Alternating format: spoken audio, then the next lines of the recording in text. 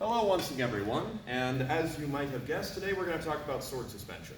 So basically, because I'm going to get ready for an event that I'm hosting called HEMA, I expect people to be carrying secondary weapons because we have a bigger polearm focus. As such, I figured I would go over a couple of the different styles of wearing a sword that I have found works really well over HEMA gear and kind of go into detail about those. Now, to make it easier on myself so that I don't have to do any editing or anything along those lines, I just went ahead and threw them all on at once. So this obviously is not particularly ideal. But for reference, we're going to start off with the top and kind of work our way down. The first would be using a Baldrick. Now, you can find Baldricks like this pretty cheap on Cult of Athena. I will actually put a link to this one in particular in the description. You can also find some that are a little thinner than this or what have you, but I find this nice big chunky boy works really, really well. What's nice about a Baldrick is that they are kind of one size fits all. You can adjust the middle strap so it fits over most any kind of gear.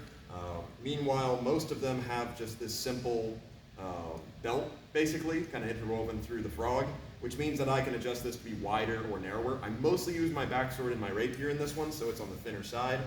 The other nice thing about the Baldrick is that you just throw it over whatever you're wearing, and it pretty much does the job. It's always sitting exactly where you need it. I have used this at events before where I've needed to have my sword on hand, and it's been incredibly useful. The other nice thing about it is, at least if you are right-handed, then getting this right-hand variant does mean that when I fence, it's out of the way. When I'm doing backsword, I usually hook my thumb into it to keep it there. If I'm doing rapier, I usually take it off. But things along those lines, though, if you are worried about it bouncing around, you can also just throw a simple belt over it, which will keep it nice and secure. So Baldrick works really, really well, looks fashionable, particularly fun if you're doing something of like military saber or a backsword era. Also looks good for rapier and kind of fits any swords you need to do. Now, moving down, the next thing that I have, and this is just on a simple belt suspension, is a frog.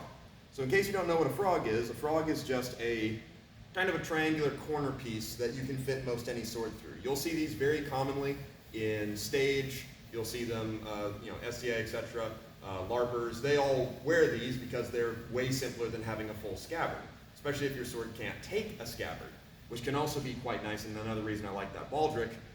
Not everyone can get a scabbard for their sword, especially if it's something that has a thrusting tip on it.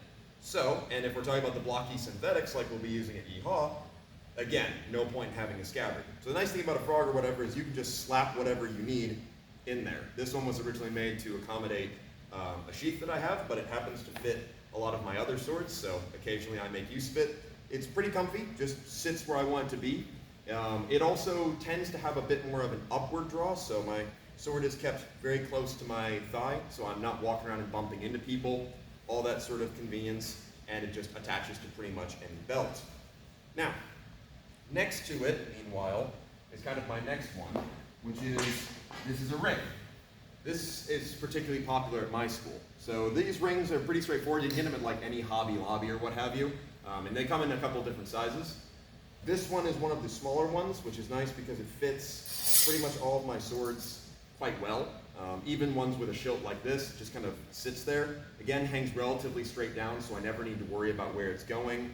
And if I do need to, I can just tuck it close to me, and it pretty much stays where it needs to go. I actually used this one at Surfo. I had it on my belt because I was wearing my belt, and it made it incredibly convenient to always have my sword nearby. Works with pretty much any type, rapier, backsword, longsword. Just as long as you get it in the right angle, so diagonal this way, it'll stay exactly where you want it. I expect these to be probably the more popular ones that you'll see at EHA when I put up footage of it because they also fit very well over armor. You could easily throw a belt over armor and not a lot of difficulty. Now, if you do have a scabbard or things along those lines, then you can talk about further suspension systems, but that's not what I wanted to worry about in this particular video. I just wanted to talk about some quick, easy solutions. So again, Baldrick just goes over you. Belt with a frog, not too difficult. You can make your own frog and buy a frog, or belt with a ring if you really, really want to just go on the cheap, but it works really, really well. But otherwise, thank you very, very much for watching. We'll go over some other techniques another time.